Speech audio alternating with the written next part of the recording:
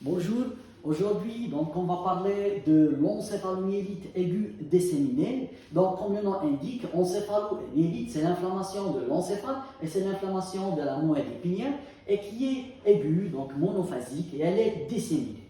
Donc avant qu'on commence, il faut savoir que dans les encéphalites, on a deux types. On a l'encéphalite qui est infectieuse et on a l'encéphalite post-infectieuse. Encéphalite infectieuse veut dire que l'atteinte de parenchyme cérébrale, elle est faite par le gène lui-même. C'est le cas de l'encéphalite herpétique. Alors que pour l'encéphalite post-infectieuse, là, qu'est-ce qu'on a? On a une réponse immunitaire qui va altérer et elle va provoquer des lésions au niveau de parenchyme et ce n'est pas le gène lui-même. Et c'est pour cela qu'elle est appelée post-infectieuse. Mais cette appellation a été remplacée par l'encéphalomyélite aiguë disséminée. Pourquoi? Parce que des fois, on ne peut pas trouver le gène et donc on ne va pas dire post-infectieuse, on va l'appeler encéphalomyélite aiguë disséminée de l'enfant. Donc, quelles sont les étiologies? Il faut savoir que d'abord, il faut qu'on a une prédisposition génétique, on a un problème génétique, et à cause de ce problème génétique, notre système immunitaire, il va fonctionner d'une façon anormale. Donc, les étiologies, donc on a rougeole, rubéole et la varicelle, et on a le mycoplasme pneumonique. Qu'est-ce qu'il fait le mycoplasme pneumonique? Il provoque donc des pneumopathies, et c'est la première cause donc des pneumopathies atypiques sur le mycoplasme pneumonique. Là, on va traiter par des macrolides, et là, on trouve beaucoup plus de signes ORL, et il peut provoquer cette encéphalomyélite. Troisième étiologie, donc le streptocoque bêta hémolytique, là, suite à une infection pharyngée. En plus de ça, on a certains vaccins, donc surtout le ROR. En plus, ce qu'il faut savoir, c'est que pour retenir le diagnostic de cette pathologie, il faut que les signes cliniques que je vais expliquer, ils vont venir 1 mois après l'infection, sinon 3 mois après la vaccination. Donc, sur un plan physiopathologique et clinique, qu'est-ce qu'on va voir? Donc, qu'est-ce qu'on va voir? C'est que ces germes-là, ils vont être phagocytés par les macrophages. Et puis, ils vont être représentés sur le CMH2, qui est représenté en noir. Donc, ils vont être représentés pour les lymphocytes T helper. Les lymphocytes T helper, ils vont reconnaître ce antigène par le TCR, c'est le T-cell récepteur. Et puis, ils vont reconnaître le CMH2 par le CD4. Donc, après cette reconnaissance, on va voir une activation, une prolifération de ces lymphocytes LT. Ces lymphocytes LT, ils vont aller au niveau du sang et puis ils vont traverser la barrière hémato-encéphalique. En traversant cette barrière hémato-encéphalique, donc ils vont se fixer sur la myéline. Pourquoi? Parce qu'il y a un mimétisme moléculaire entre cette myéline et les antigènes de ces germes-là.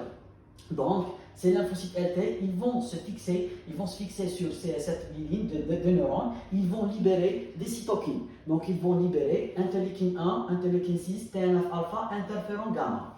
Donc, l'interleukine 1, interleukine 6 et TNF-alpha, qu'est-ce qu'ils vont provoquer? Ils vont provoquer l'apparition des molécules d'adhésion, ici, pour la fixation des lymphocytes LB qui vont venir. Ces lymphocytes LB, quand ils vont venir, ils vont se fixer sur les molécules d'adhésion, en plus de l'augmentation de la perméabilité et l'ouverture des tight junctions entre les cellules endothéliales qui est provoquée par les cytokines. Donc les lymphocytes LP, ils vont passer. Quand ils vont passer, ils vont se transformer en plasmocytes et ils vont libérer des IgG. Ces IgG, ils vont se fixer sur la myéline, ils vont favoriser la phagocytose. Et ce macrophage-là, d'où il va venir? Donc, il va venir suite à la libération de l'interféron gamma qui va faire appel à ces macrophages, il va les activer et quand ils vont être activés, ils vont phagocyter la myéline, ils vont provoquer une démyélinisation. En plus de ça, cette interleukine 1 et interleukine 6 et TNF-alpha, ils vont passer par le sang, ils vont aller vers l'hypothalamus. Donc, au niveau de l'hypothalamus, ils vont stimuler la libération de la prostaglandine et de là, ils vont élever le thermostat et donc on va avoir une fièvre. Et cette fièvre, elle est très importante et elle va provoquer quoi? Elle va provoquer une augmentation de niveau de métabolisme. Et quand on va augmenter le niveau de métabolisme, on va augmenter la consommation d'oxygène. Et quand on va augmenter la consommation d'oxygène, il faut faire une hyperventilation. Cette hyperventilation pulmonaire, on va capter beaucoup d'oxygène, mais on va éliminer beaucoup de CO2. Et quand on va éliminer beaucoup de CO2, cela va favoriser l'alcalose respiratoire. Et l'alcalose respiratoire, c'est une des causes qui provoque l'hyperstimulation des neurones et ce qui va donner des convulsions par suite. En plus de ça, Ces cytokines-là, ils provoquent une hyperstimulation, une hyperactivation des récepteurs, ce qu'on appelle le NMDA. Donc, c'est quoi le NMDA, le récepteur de NMDA? Donc, c'est un canal qui est représenté ici en rouge, et donc qui a un récepteur pour la glutamate. C'est qu'à l'état physiologique, les autres neurones, ils vont libérer la glutamate. La glutamate, elle se fixe sur ce récepteur, elle favorise l'entrée des cations. L'entrée des cations, donc on va arriver rapidement au seuil d'excitation, on va faire un potentiel d'action, et donc c'est à l'état physiologique. Quand on va augmenter l'activité de ce récepteur NMDA, on va provoquer beaucoup d'entrée des cations, on va provoquer beaucoup de potentiel d'action, et cela qui va favoriser encore les convulsions.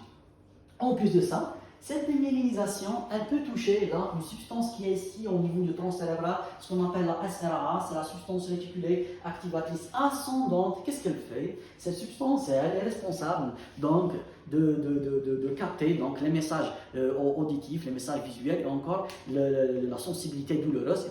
Pourquoi? Pour qu'elle assure la vigilance. Et quand elle est touchée, le patient il peut entrer dans un coma. En plus de ça, on peut avoir une démyélinisation ici au niveau du cervelet. Le patient, il peut avoir une ataxie. En plus de ça, on peut avoir une démyélinisation du nerf 2 et là, il va donner une diminution de l'acuité visuelle.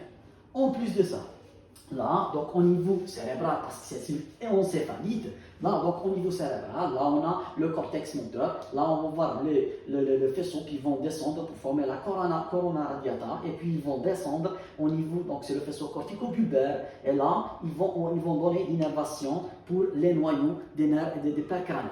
Donc, cette démyélinisation, elle touche beaucoup plus donc, ce faisceau-là, corticobulbaire, donc elle va altérer ce faisceau-là, et quand il est altéré, donc on va voir une paralysie dans les noyaux donc des nerfs. Donc on a le nerf 5, et donc on voit un problème de mastication.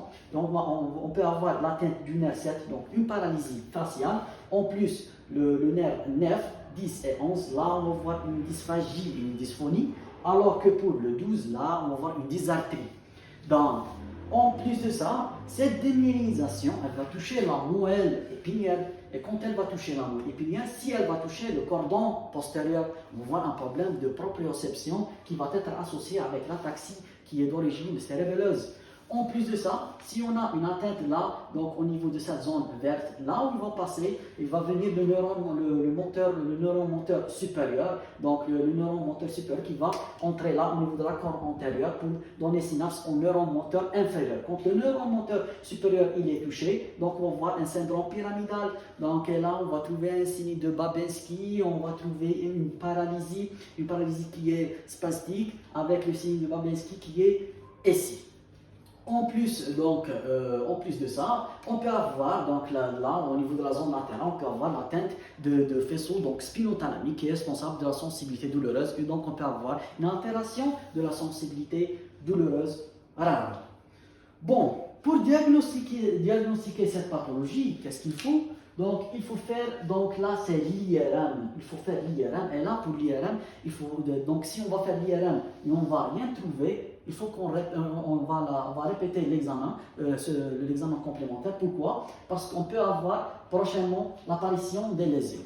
Donc, en plus de ça, il faut savoir que dès que les lésions ils vont se terminer, quand on va répéter l'IRM, on va trouver la régression, parce que c'est une pathologie qui est monophasique. Ce n'est pas comme la sclérose en plaques. Je sais qu'il y a une similitude avec la sclérose en plaques sur un plan physiopathologique, mais ce n'est pas comme la sclérose en plaques, présente poussée rémission. Là, c'est monophasique. Donc, on fait l'IRM, donc en T1, on va trouver donc un hyposignal. Et puis, si on va faire le T2, on va trouver un hypersignal. Donc, ce sont les signes des plaques de démyélinisation qui sont beaucoup plus localisées en sustentoriel, je veux dire au-dessus de la pompe de cervelet, et qui sont asymétriques et qui sont multifocales. Et puis, il faut qu'on injecte le gadolinium là pour chercher des démyélinisations qui sont récentes. En plus de ça, on va faire une ponction lombaire. Dans la ponction lombaire, qu'est-ce qu'on va trouver? Donc, on va trouver une élévation de la protéine rachis à cause de cette inflammation qui est ici. Et on va trouver donc, des lymphocytes LT, des polynucléaires, les lymphocytes LB, ce qu'on appelle la pléocytose. On va trouver une pléocytose. En plus, on va trouver ces IgG, ces IgG donc, qui sont au niveau de l'SCR. Et donc en faisant cette PR, on va éliminer une cause, donc une méningite. En plus de ça, lors donc, du traitement, qu'est-ce qu'on va faire? Parce que c'est un problème inflammatoire, c'est une guerre des cytokines, on va utiliser la corticothérapie par voie intraveineuse. S'il n'y a pas d'efficacité, là, qu'est-ce qu'on va faire? On va faire la plasmaphérèse, là, pour qu'on élimine ces IgG qui favorisent la phagocytose et la destruction de la myéline.